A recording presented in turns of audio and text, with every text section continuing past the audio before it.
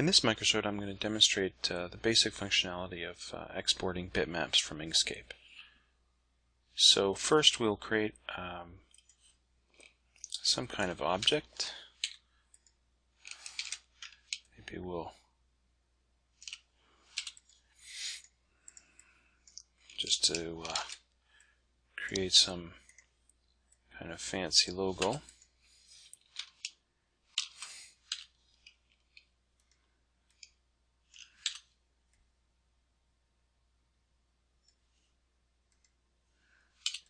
Okay, so say we've got our fantastic creation here, and we want to get this.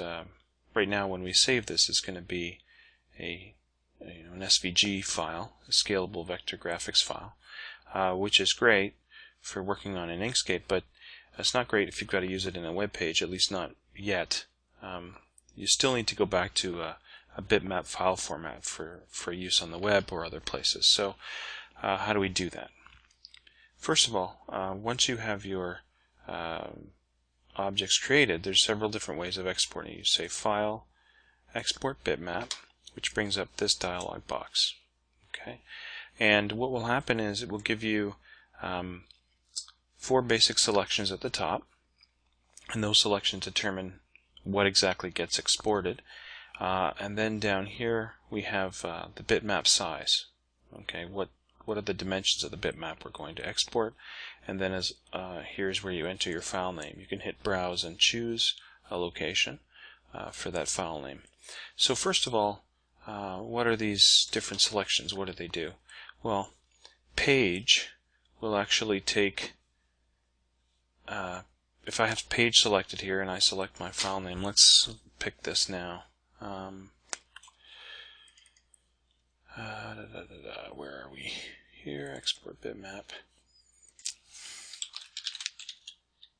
And keep in mind, Inkscape will only export PNG files. Okay, if you need a JPEG format file or something else, then you have to export a PNG file and then use some other program like the GIMP or Photoshop or something like that to convert from PNG to JPEG or whatever you need. Okay, so we'll just call this one test01. So there's our full path. It's going to take everything in the page border and export that as a PNG. Okay, and it automatically detects the dimensions. Okay, so now we've created a bitmap that you can see here, test01.png.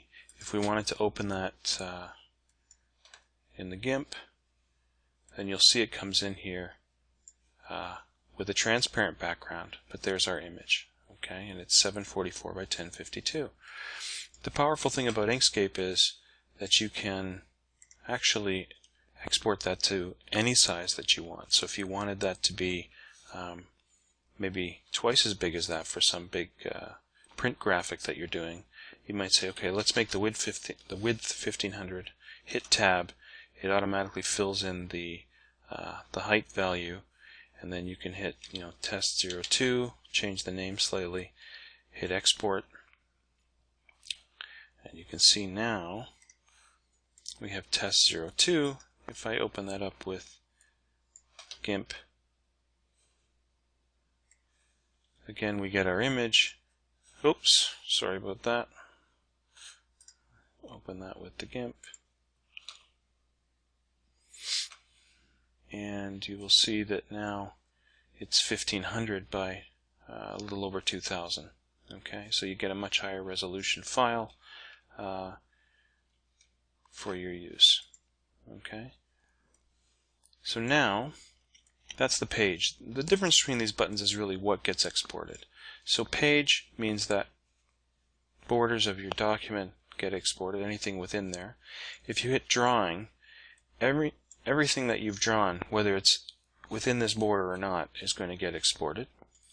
And if you hit selection, which is what I use a lot of times, you have to have something selected for that to work. So you would select your objects, and then it would automatically pick selection, and it would export anything that's in that selection set. Okay, and that's generally what I use.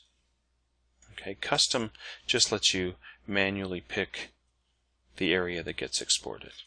Okay, I don't think I've ever used that one. 90% of the time I use selection, at least 90% of the time. Okay, a couple things to watch out for. One is, you noticed when we looked at that bitmap that it was on a transparent background. PNG support transparency.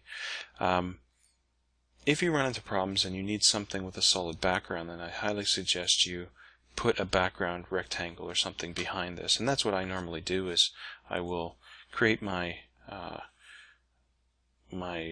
image here, whatever I want, and then I'll create a background image. And what helps is, if you have that object selected, you just make it a bit transparent at first. You can get that centered in however you want. We'll just do it roughly here.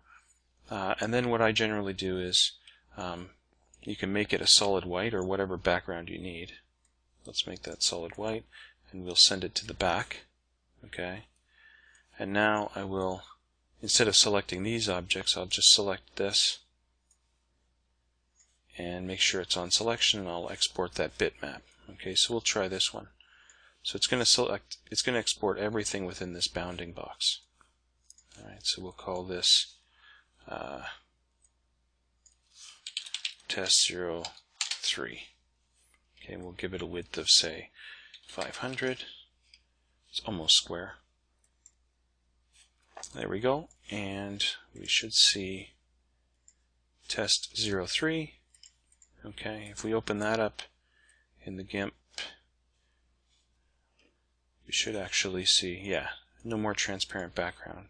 Okay, here it's a 500 almost square image with a solid white background. That's a very useful technique, because one thing you have to realize about exporting bitmaps is that it exports within the bounding box, whatever is within that bounding box. Okay, so say we didn't create that background rectangle. Say we had this. Let me just fix things here a little bit to demonstrate.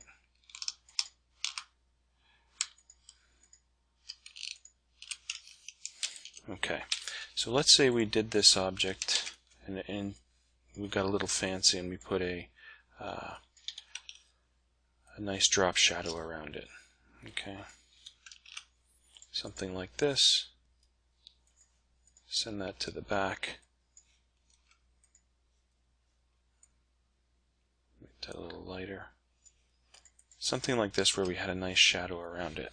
Okay, now if we just take that object, okay, and we export it, you can see that it's going to export the object, but it's only going to export to the bounding box. So all this nice drop shadow here at the corners that you can see here, all this part outside, anything outside of that bounding box is not going to get picked up. Okay, so if you have something with blur on it and you want to export a bitmap version of it, then you're very smart to put some kind of solid object. Let's say it's here.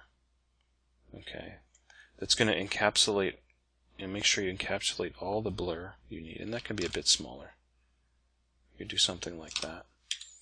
Make sure all the blur is within there, and then all I do is you can, if you need a solid background, you make it solid white and send it to the back, or what you can do is actually just lower the opacity to 0.1, say. Okay, so it's there, but you don't see it. Right? If you need something with a transparent background, let's just try and export this now. Export bitmap. It's about 900. That's fine. This is test 04. It's exporting. It takes a little bit longer because of all that blur that it has to render. And now we will see our test 04, open it up with the GIMP, and there you see our transparent background, but you can see that shading very nicely all around it. Okay? And that's it. A little bit longer than what I wanted, but there are a few options there to go over. And that is how you create PNGs or bitmap files from your Inkscape creations. Thank you very much for watching.